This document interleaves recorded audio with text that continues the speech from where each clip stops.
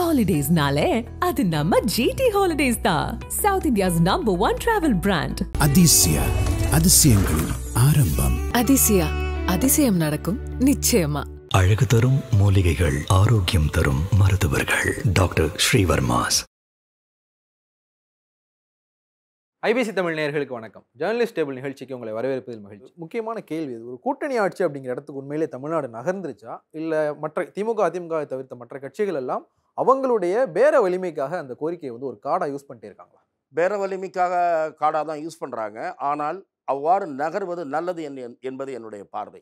கூட்டணி ஆட்சியை நோக்கி தமிழகம் நகர்வது நல்லது. ஊழல் ஒழிக்கப்பட முடியாதது அப்படி தான் இருக்குது. ஊழல் பெருமளவு குறைவாத அது வழி செய்யும். என்ன, அவங்க மந்திரியாவது கொஞ்சம் பெர்ஃபார்ம் பண்ணணும்னு நினைப்பாங்க. ஸோ விஜய் வாங்க போகிற ஓட்டு தான் அதை தீர்மானிக்கும். அதாவது அது கூட்டணி ஆட்சியை நோக்கி நகரப்போகிறதா தமிழ்நாடு இல்லையா என்பதை விஜய் வாங்க போகிற ஓட்டு தான் தீர்மானிக்க போகிறது. அல்லது அதிமுக உருவாக்க போகிற அணி களத்தில் ஏற்படுத்த போகிற சூழ்நிலை அதுதான். இப்படி தான் இருக்கும். சினோரியான்னா டிஎம்கே அப்படி பிடிச்சி அடித்து பிடிச்சி அப்படி தலையை மேலே தூக்கிடும் என்பது தான் என்னுடைய பார்வை. லக்ஷ்மி, அதே கேள்வி தான். கூட்டணி ஆட்சிங்கிற இடத்துக்கு தமிழ்நாடு நகர்ந்துருச்சா, இல்லை அது ஒரு கார்டு தானா? இல்லை, இது நம்ம பேசிகிட்டே தான் இருக்கோம். இதுக்கு முன்னால் ஒவ்வொரு தேர்தல்கள்லேயுமே பேசியிருக்கோம். திராவிட கட்சிகளுக்கான செல்வாக்கு குறையுது, மற்ற கட்சிகள் செல்வாக்கு மிகுந்த கட்சிகளாக இருக்காங்க, அதனால் கூட்டணி ஆட்சி அமையும் தமிழ்நாட்டில். திமுகவுக்கு 2011 குறைவான எண்ணிக்கையில் நம்பர்ஸ், அவங்களுக்கு மெஜாரிட்டி நம்பர்ஸ் இல்லைன்ற போது கூட காங்கிரஸ் வெளியில இருந்து சப்போர்ட் பண்ணாங்க.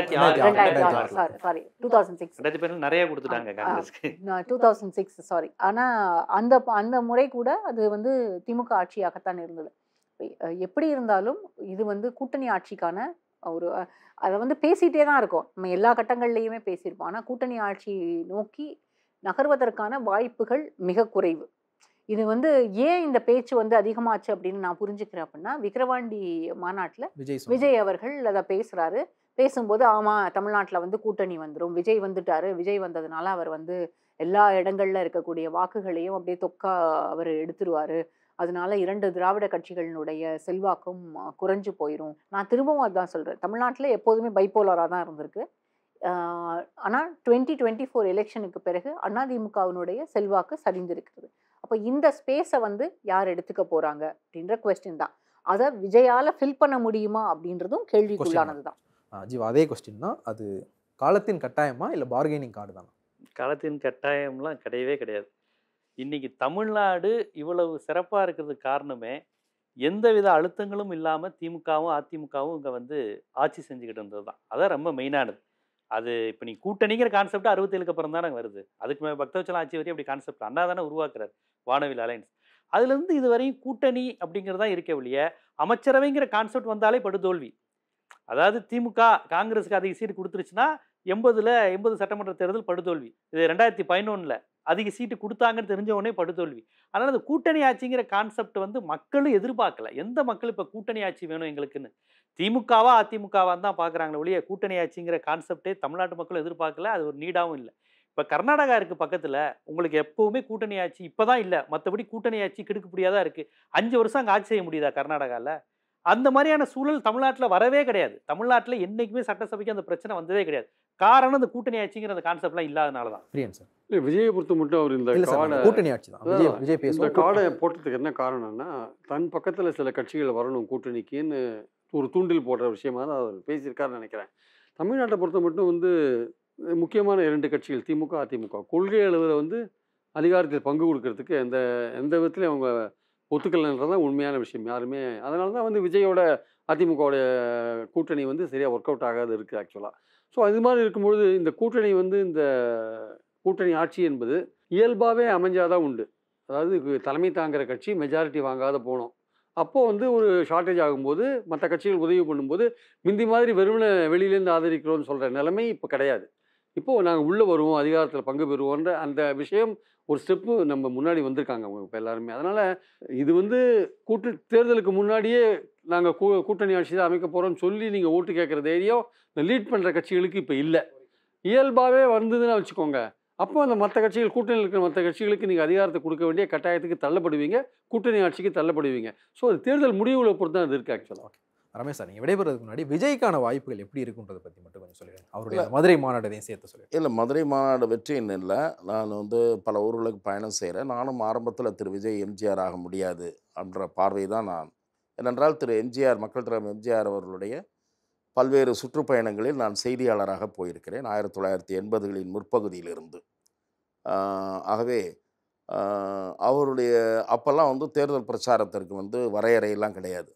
அதாவது இரவு 10 மணியோட பிரச்சாரம் முடிக்கணும் கிடையாது. நாங்கள்லாம் ஒரு கிராமத்தில் 2-3 முறை தேநீர் அருந்திவிட்டு ஒவ்வொரு கிராமத்துக்கு மாற்றிட்டு போய் நிற்கும்போது பார்த்தீங்கன்னா, அவர் 9 மணிக்கு வர்றதாக அறிவிக்கப்பட்டிருக்கும், இங்கே வருவாருன்னு. 1 மணி, இரவு 1 மணிக்கு தான் வருவார். இந்த அதிகாலை 3 மணிக்கு தான் பிரச்சாரத்தை முடிச்சுட்டு திருச்சி அரிஸ்டோ ஹோட்டலுக்கு அவர் போய் சேர்ந்தார்.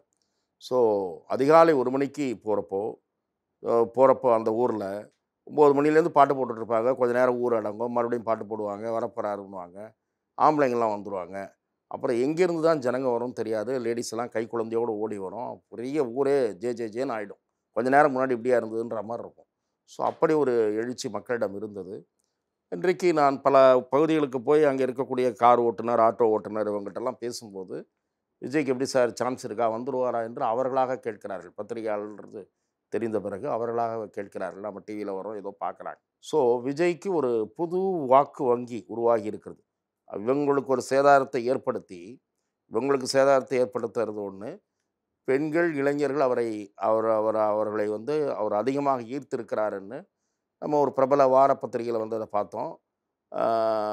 அரசியல் சாராத பத்திரிகையில் அதை பார்த்தோம். அதை தவிர சில கருத்து கணிப்புகள், வெவ்வேறு நிறுவனங்கள் நடத்திய கருத்து கணிப்புகளில் வந்திருக்கு. எங்களுடைய செய்தியாளரும் களத்துக்கு ஒரு 60-70 தொகுதி போயிட்டு வந்திருக்காரு, தெற்கு மற்றும் மேற்கு மண்டலங்களில். ஸோ அங்கே அப்படித்தான், அதாவது கடும் போட்டியை அவர் 2 திராவிட கட்சிகளுக்கும் ஏற்படுத்தக்கூடிய அளவுக்கு ஒரு 60-70 தொகுதியில் ஒரு 20-30 தொகுதியில் அப்படி இருக்கிறார் என்று சொல்லுகிறார். ஆகவே அதில் சர்ப்ரைசிங்காக என்னன்னா, சில இடங்களில் அதிமுக 3ஆவதாக போகிறது. இல்லை சார், இந்த விஜய் மேலே ஒரு எதிர்பார்ப்பு இருக்குது, எல்லோரும் கேட்குறாங்க அப்படின்னா, இதை நானும் எதிர்கொண்டிருக்கேன். தமிழ்நாட்டில் மட்டும் இல்லை, மற்ற மாநிலங்களில், ஈவன் நான் இலங்கைக்கு போனப்போ கூட அங்கேருந்து நிறைய பேர் என்கிட்ட முன் வச்ச விஜய் பற்றின கேள்வியை முன் வச்சாங்க. ஒரு வாரத்துக்கு முன்னாடி நான் ஒரு ஹோட்டலில் சாப்பிட்டுட்டு இருக்கும்போது ஒடிசாலேருந்து ஒரு பையன் என்கிட்ட கேட்டார், தளபதி 2026 சிஎம் ஆயிடுவாரான்னு. இந்த விஷயங்கள்ல இந்த எதிர்பார்ப்புகள் ஓட்டா மாறுமா? இல்லை, அது நம்ம நிச்சயமாக அதை அப்படியே ஒரேடியாக ஓட்டா மாறாதுன்னு கழிச்சு கட்டிட முடியாது. உங்களுக்கு சில டில்டாய் ஓட்டு போடுறாங்க தெரியுமா, ஜெயிக்கிற பக்கம் போடுவோன்னு. அவங்க ஒரு 3-4% இருப்பாங்க. அவங்க ஓட்டு வேணால் கிடைக்காம இருக்கலாம். உங்களுக்கு ஏடிஎம்கேக்கு அதையும் நான் சேர்த்தே தான் பேசியிருக்கிறேன். ஏடிஎம்கேக்கு ஒரு வலிமையான கூட்டணி உருவாகிவிட்டால் திமுகவுக்கு அந்த அணிதான் சவாலாக இருக்க போகிறது என்கிற நிலை களத்தில் தோன்றிவிடுமானால், விஜய்க்கு எதிர்பார்க்கிற அளவு அந்த ஒரு பகுதி ஓட்டு கிடைக்காமல் போகலாம். அவர் எதிர்பார்க்கிறது, அல்லது அவருக்கு விழ வேண்டிய வாக்குகள் ஒரு சிறிய அளவு, ஒரு 3%, 4% அங்கே போயிருக்க வேண்டிய ஓட்டு இந்த அலையன்ஸுக்கு போயிடும். தட் இஸ் வின்னிங் அலையன்ஸுன்ற மாதிரி ஒரு தோற்றம் ஏற்பட்டால், வின்னிங் அலையன்ஸ்னு தோற்றம் ஏற்படாவிட்டால், அவருக்குன்னு அவர் வர வேண்டும் என்று நீங்கள் கூறியது போல விரும்புகிறவர்கள் மாற்றவே மாட்டார்கள், அவருக்குத்தான் போடுவார்கள். அது whether it is going to be a spoiler or he will also be in the race, அது நமக்கு அப்போது தான் தெரியும். எனக்கு என்னமோ அவர் டுவர்ட்ஸ் த ரேஸ் தான் போய் கொண்டிருக்கிறார். எம்ஜிஆரினுடைய பிரச்சாரத்தில் இருந்த எழுச்சி தொடர்பான விஷயத்தோடு தான் இது ஆரம்பிச்சிங்க. அது விஜய்க்கு இருக்குன்னு நினைக்கிறீங்களா? அது போகும்போது தான் தெரியும். இப்போ அவர் டூர் போகும்போது தான் தெரியும். நான் என்ன சொல்கிறேன், you cannot ignore him just now. இப்பயே அவர் ஸ்பாய்லராக தான் இருப்பாருன்னு சொல்ல முடியாது. He can be runner also. இவங்களுக்கு சமமாக ஒரு ரன்னராக கூட இருக்கலாம் களத்தில்.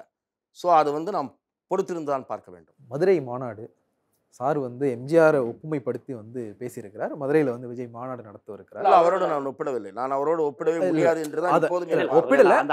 எம்ஜிஆரோட அந்த அனுபவத்தை சொல்லி ஆரம்பிச்சீங்க. ஸோ மதுரை மாநாடு எப்படி பார்க்குறீங்க? விஜய்க்கான அந்த மதுரை மாநாடு எப்படி இருக்குன்னு நினைக்கிறீங்க? இல்லை, மதுரை மாநாடு அப்படிங்கிறது, மதுரை பொதுவாகவே புதிதாக அரசியல் களத்துக்கு வரவங்க எல்லாருமே மதுரையை தான் பிளான் பண்ணுவாங்க. விஜயகாந்த் அங்கே பண்ணாரு, அதே பிளான் தான் பண்ணாரு. உங்களுக்கு எம்ஜிஆருக்கும் மதுரை தான், எல்லாமே மதுரை தான். அவர் கடைசி ரசிகர் மன்ற மாநாடு கூட அந்த முஸ்ரீபுத்திரன் கூட 86, 87 அந்த இதை கொடுக்கறது, கிரீடத்தை ஜெயலலிதா அம்மையார்ட்ட கொடுக்குற மாதிரி, ஆமா, செங்கோலத்தை கொடுக்கறது கூட அதான். அதனால மதுரையை பொதுவா சினிமா ரசிகர்கள் விரும்பக்கூடிய ஒரு பகுதிங்கிற அடிப்படையில் அவர் மதுரையை தேர்ந்தெடுத்திருக்கார். அதெல்லாம் ஒரு சரியான விஷயம்தான். விஜய் இப்போ எந்த இடத்துல கேப்சர் பண்ணா வரும்னு.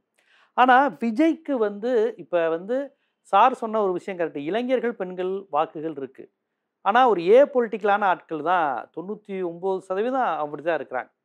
பாதவர்ஜுனா போன்றவர்களுக்கு ஒரு நோக்கம் இருக்குது, அவங்க அது இருக்கிறாங்க. பட் அதை தவிர்த்து அவங்க கட்சியில் அமைப்பில் போகிறவங்க யார் இருக்கிறாங்கன்னு கேட்டிங்கன்னா அவங்களுக்கு பெரிய எந்த தத்துவமும் தெரியாது. திராவிடமோ இடதுசாரியோ முதலாளித்துவம் எதுவுமே தெரியாது. நாளைக்கு விஜய் பிஜேபியோட கூட்டணின்னு சொன்னால் ஏற்றுக்கொள்பவர்கள் தான் 80%.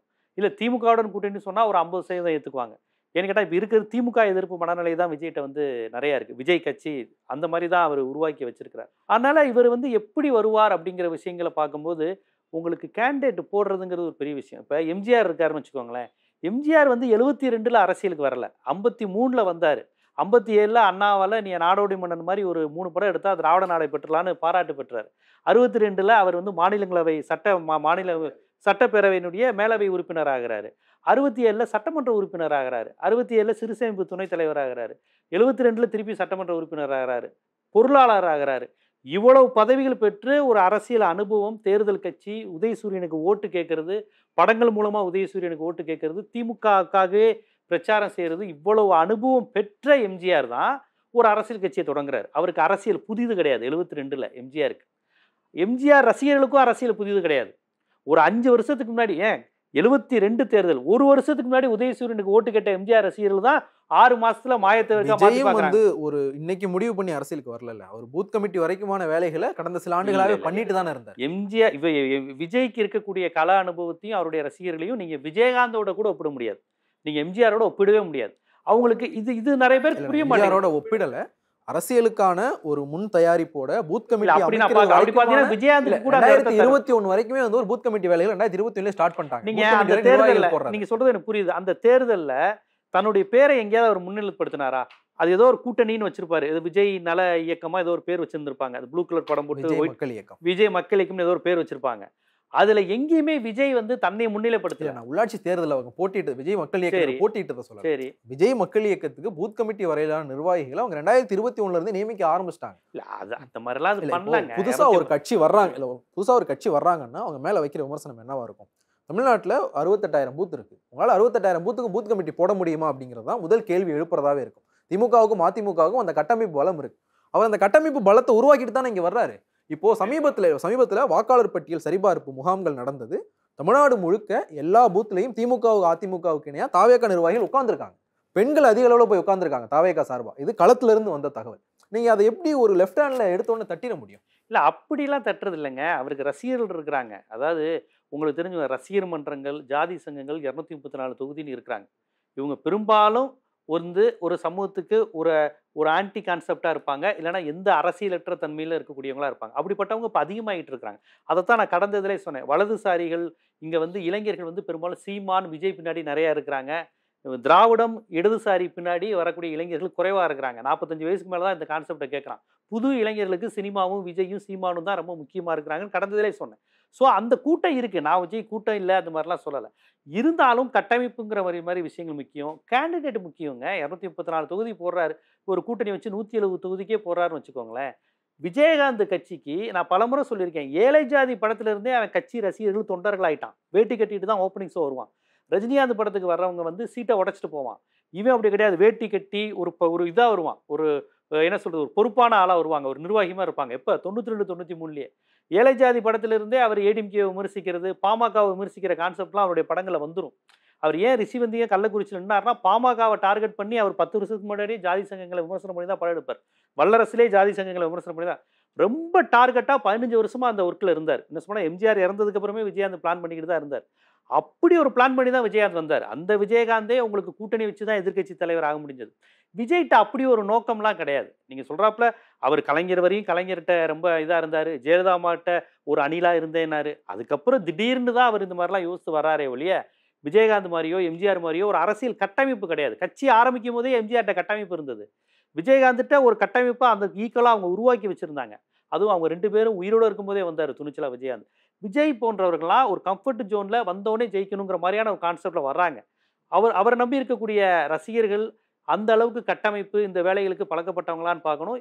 முதல் கேண்டிடேட் ரொம்ப முக்கியங்க. இப்போ எம்ஜிஆர் வந்து கேண்டிடேட் முக்கியம்னா இல்லை எலெக்ஷன் ஒர்க்கு ரொம்ப முக்கியம். கரெக்டான கேண்டிடேட் போடுறதா இல்லை கேண்டிடேட் போடுறதுலேயே சிக்கல் இருக்குன்னு சொல்கிறீங்களா? இல்லை கேண்டிடேட்டே போட்டாலுமே எலெக்ஷன் ஒர்க்குன்னு ஒரு கான்செப்ட் இருக்குல்ல, அது வந்து ஒரு ப்ராக்டிக்ஸுங்க, ஒரு அனுபவம் உண்டு. ஒரு அனுபவத்தோட தான் அது பார்க்க முடியும். அந்த அனுபவம் எம்ஜிஆர் கட்சியில் இருந்தவங்களுக்கு இருந்தது, விஜயகாந்த் கட்சியில் இருந்தவங்களுக்கு கூட இருந்தது. அந்த எலெக்ஷன் ஒர்க் போஸ்டர் ஒட்டுறதே ஒரு பாலிடிக்ஸுங்க, அதுவே ஒரு பெரிய ஒர்க்குங்க. அதனால் அந்த மாதிரியான அரசியல் அந்த விஷயங்கள்லாம் வந்து விஜய் கட்சிக்கு வந்து சவாலாக இருக்குன்னு சொல்கிறேன் நான்.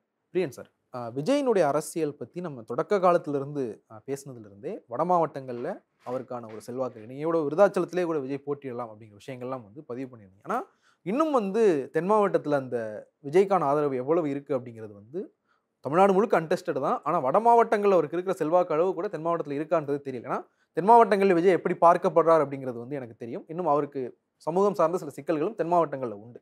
இந்த மதுரை மாநாடு அவருக்கு எந்த அளவுக்கு கை கொடுக்கும்னு நினைக்கிறீங்க? இல்லை, நம்ம வந்து வட மாவட்டங்களில் விஜய்க்கு ஏன் செல்வாக்கு இருக்குதுன்னு நம்ம சொல்கிறோம்னா, விக்ரவாண்டியில் அவர் காமிச்ச கூட்டம் இது ஒரு விஷயம். ரெண்டாவது, அந்த பகுதியில் ட்ராவல் பண்ணும்போது பல கிராமங்கள் வந்து முக்கிய சாலைகளை சந்திக்கிற இடத்துல நீங்கள் விஜயோடைய கட்சி பேனர்லாம் நீங்கள் பார்க்கலாம். அது முழுக்க முழுக்க இளைஞர்கள் இருக்கிற படங்கள் தான் அதில் இருக்கிறத நம்ம பார்க்கலாம். அதனால் வந்து அங்கே ஒரு செல்வாக்கு இருக்குது அப்படின்னு நினைக்கிறோம். ஆனால் இதுவே வந்து சவுத்தில் இல்லை. ஆக்சுவலாக ஒருவேளை மதுரையில் ஒரு இந்த மாநாடு போட்டதுக்கப்புறம் ஒரு ஜம்ப் கிடைக்குமோன்னு நாங்கள் சொல்ல முடியாது. ஸோ மதுரையை பொறுத்த மட்டும் மதுரை தென்பகுதிகள் வந்து சினிமா ரசிகர்களுக்கு வந்து சினிமா நடிகர்களுக்கு வந்து ரத்தன கம்பளம் விரித்து வரவேற்பாங்கன்னு தெரிஞ்ச விஷயந்தான். ஆனால் இன்றைக்கி இருக்கிற சூழல் வந்து மதுரையில் வந்து அப்படி இல்லை. ஆக்சுவலாக வந்து மதுரைக்கு பியாண்டு பார்த்தீங்கன்னா அது வந்து கொஞ்சம் ஒரு ஜாதியெல்லாம் லிங்க் பண்ண ஒரு பாலிட்டிக்ஸாக போயிருக்காரு. ஆக்சுவலாக கொஞ்சம் ஜாதி பிணைந்து அரசியல் ஆரம்பத்தில் அப்படி தான் இருக்குது. இப்போ கொஞ்சம் அதிகமாகவே இருக்குது. ஆக்சுவலாக இந்த ஓபிஎஸ் ஃபேக்டர், ஜனரன் ஃபேக்டர்லாம் வந்த பிறகு கொஞ்சம் அதிகமாக இருக்குது. இப்போ பாஜக போன்ற கட்சிகள் தேவேந்திர குல வேளாளர் ஒரு இது பண்ணுறாங்க. அப்புறம் கன்னியாகுமரியில் உங்களுக்கு ஏற்கனவே வந்து பாஜக எப்படிப்பட்ட ஒரு அரசியல் அங்கே பண்ணுறாங்க நமக்கு தெரியும். ஆனால் அந்த இடத்துக்குள்ளே வந்து விஜய் ஊடுருவாருன்னா அவர் வந்து ஒரு காஸ்ட் நியூட்ரலாக இருக்கார். அவர் வந்து மைனாரிட்டின்னு சொல்கிறாங்க. பட் அவர் வெளிப்படையாக அந்த மாதிரி தன்னை வந்து அந்த மாதிரி அவர் வெளியில் காமிச்சிக்கிறது இல்லை. பலர் வந்து இல்லை மைனாரிட்டியில் வந்து கிறிஸ்டியன்ஸ் ஓட்டெல்லாம் இந்த வாட்டி விஜய் தான் எடுத்துன்னு போவான்னு சொல்கிறாங்க. பட் அது மாதிரி நான் நினைக்கிறேன். ஏன்னா அவரும் அது மாதிரி விரும்பலை. பாஜக தான் அவர் அப்படி பெயிண்ட் பண்ணுறாங்களே தவிர அவரும் வந்து அந்த ஓட்டை எதிர்பார்த்து இருக்கிற மாதிரி தெரியல. ஸோ அவரை பொறுத்த மட்டும் வந்து என்னென்னு பார்த்தீங்கன்னா அரசியல் ரீதியாக அவர் கிடைக்கிற ஓட்டுகள் தான். எனக்கு தெரிஞ்சு ஒரு கட்சி ஆரம்பித்த ஒரு நடிகர்களில் எனக்கு வழிகாட்டிகள்னு ஒரு 5 பேரை கரெக்டாக சொல்லி, அதுவும் வந்து பெரியாரோ அம்பேத்கரோ காமராஜர் சொல்கிறது மட்டும் இல்லை, பல்வேறு விஷயங்களில் நீட்டு முதற்கொண்டு இருமொழி கொள்கை முதற்கொண்டு பல்வேறு விஷயங்களில் தன்னுடைய நிலைப்பாடு என்னன்றதை தெளிவுபடுத்திட்டு வந்திருக்காரு விஜய். அதில் வந்து கொள்கை எதிரி பாஜக, அரசியல் எதிரி திமுகன்னு சொல்கிறார். அப்போ நான் எதிர்பார்க்குறது என்னென்னா, அவருக்கு வந்து திமுக எதிர்ப்பு ஓட்டுகள் கொஞ்சம் வரத்துக்கான வாய்ப்புகள் இருக்குது. அதிமுக சீமானுக்கு போயிட்டு அவருக்கு கொஞ்சம் வரத்துக்கான வாய்ப்பு இருக்குது. பாஜக எதிர்ப்பு ஓட்டுகள் திமுகவுக்கு போகிற ஓட்டுகள் எல்லாமே போயிட்டுருக்கு. அதில் கொஞ்சம் வரத்துக்கான வாய்ப்புகள் இருக்குது. அவருடைய ரசிகர்கள் கொஞ்சம் ஓட்டு போடுறதுக்கான வாய்ப்புகள் இருக்குது. அதில் வேறு கட்சிகள் சேர்ந்தவங்களும் இருப்பாங்க. ஸோ கொஞ்சம் வரத்துக்கான வாய்ப்பு இருக்குது. சீமானுக்கு ஓட்டு போட்டவங்க கொஞ்சம் பேர் ஏற்கனவே போட்டிருந்தவங்க அதுலேருந்து திரும்பி இவருக்கு வரத்துக்கான வாய்ப்புகள் இருக்குது. எந்த கட்சியும் சாராத நிலையாளர்கள் சரி விஜய் வந்திருக்காரு, அவர் ஏதாவது பண்ணுவாரா அப்படின்னு விஜயகாந்துக்கு எப்படி 2005 எதிர்பார்த்தவங்களும் அந்த மாதிரி ஒரு விஜய்க்கு ஓட்டு போடுறதுக்கான வாய்ப்புகள் இருக்குது. இப்படி நான் பார்க்குறது பார்த்தீங்கன்னா பல்வேறு தரப்புலேருந்து அவருக்கு வரத்துக்கான வாய்ப்புகள் இருக்குது. அதை அவர் எப்படி எக்ஸ்ப்ளோர் பண்ணுறாரு அப்படின்றது தான் இங்கே முக்கியமான விஷயம். ஸோ அவர் மதுரை மாநாடு அதை தொடர்ந்து போகிற பயணங்களில் அவர் எப்படிப்பட்ட ஒரு பாலிடிக்ஸை கையில் எடுக்கிறாரு, எப்படி பாஜகவை எப்படி டீல் பண்ணுறாரு, அதிமுக எப்படி சைலண்ட்டாக அடக்கி வசிக்கிறாரா இல்லையா, திமுக எப்படி டீல் பண்ணுறாரு, இந்த மாதிரி விஷயங்கள்லாம் இருக்கு இல்லையா. ஸோ அவர் போகிற பயணம் போகும்போது தான் அவருக்கு இருக்கிற எழுச்சி, மக்கள் ஆதரவு, அவர் பேசுகிற பேச்சுக்கள், இதன் மூலமாக நான் சொல்கிற இந்த ஓட்டுக்கள்லாம் அவரை வந்து அடையுமா இல்லையான்றதை ஓரளவுக்கு நம்ம ஊகிக்க முடியும். ஆனால் உண்மையான நிலைப்பாடு என்பது ஆக்சுவலாக ரிசல்ட்ஸ் தான் நமக்கு தெரியும். ஆனால் அவருக்கான வாய்ப்புகள் வந்து 360 டிகிரியில் திறந்து கிடக்குன்றது தான் என்னுடைய கருத்து. லக்ஷ்மி மேம், விஜயினுடைய அந்த ஒரு தென் மாவட்ட செல்வாக்க இந்த மதுரை மாநாடு உயர்த்துமா? இந்த மதுரை மாநாடு ஒரு பெரிய அளவில் கை கொடுக்கும்னு நினைக்கிறீங்களா? மற்ற மாவட்டங்கள்லாம் அவருக்கு செல்வாக்கு இருக்கா? அப்போ எனக்கு தெரியல. விஜய்க்கு அவ்வளோ பெரிய செல்வாக்கு இருக்குது. 30% வாக்கு வரும், 40%, 30% ஓட்டு வந்ததுன்னா ஆளுங்கட்சி ஆயிடலாம். 30லேருந்து 40% வாக்குகள் கிடச்சதுன்னா ஆளுங்கட்சி. அப்படி எனக்கு தெரியலன்னா எலெக்ஷன் க்ளோஸாக வரும்போது திராவிட கட்சிகளுடைய செயல்பாடுகள் வேறாக இருக்கும். நான் ஒரே ஒரு விஷயத்தை பதிவு பண்ணணும்னு நினைக்கிறேன். அதிமுக வந்து இன்னைக்கு சறுக்கலை சந்தித்திருக்கலாம். ஆனால் அதிமுகவினுடைய கட்டமைப்பில் இருக்க செல்வாக்கு இருக்கு இல்லையா, அவங்க வந்து அதாவது எம்ஜிஆரினுடைய ரசிகர் மன்றங்கள் கிளைகளாக இருந்தது. ஒன்றியம், பகுதி, கிளை, வட்டம், இப்படி அவங்க வந்து அங்கே எல்லாமே பயங்கர பவர்ஃபுல்லாக இருப்பாங்க. பூத் கமிட்டிஸை இந்த ஒன்றிய கழக செயலாளர்களும் கிளைக்கழக செயலாளர்களும் பகுதி கழக செயலாளர்களும் பெரிய அளவில் எம்பவர் பண்ணுவாங்க. ஆனால் டிஎம்கேல வந்து மாவட்டம் தான் எப்போதுமே பவர்ஃபுல். அவங்க தான் பூத் கமிட்டிஸையும் எம்பவர் பண்ணுவாங்க. ஸோ திமுகவிலையும் அதிமுகவிலையும் கட்டமைப்பில் இந்த வேறுபாடுகள் இருக்குமே தவிர அவங்க வந்து பூத் கமிட்டிஸ் அவங்களால பெரிய அளவில் எம்பவர் பண்ண முடியும். நான் வந்து வெறும் செல்வாக்குனா வந்து பணம் கொடுக்கறதுல மட்டும் சொல்லலை, மற்றபடி கீழே சுற்றி சுழண்டு வேலை செய்வதற்கு ஒரு பகுதியில் வந்து வாக்குகள் இருக்குது அப்படின்னா அந்த வாக்குகளை எப்படி அவங்க பக்கம் திருப்ப முடியும், அந்த லோக்கலில் எப்படி ஸ்ட்ராட்டஜைஸ் பண்ண முடியுன்றது முதல் கொண்டு இந்த 2 கட்சிகளுக்குமே அது தெரியும். ஆனால் இன்னைக்கு வரைக்கும் விஜயை தாண்டி அந்த கட்சியில் வந்து பெரிய ஃபேஸஸ் கிடையாது. அவங்க ஒருவேளை பின்னால் வந்து பெரிய மற்ற கட்சிகள்லேருந்து செல்வாக்கு மிகுந்தவர்கள் வேறு யாராவது சேர்ந்தாலும் சேரலாம். அது வந்து கட்டாயம் சேரலாம். அதில் எந்த மாற்று கருத்தும் யாருக்கும் இருக்க முடியாது.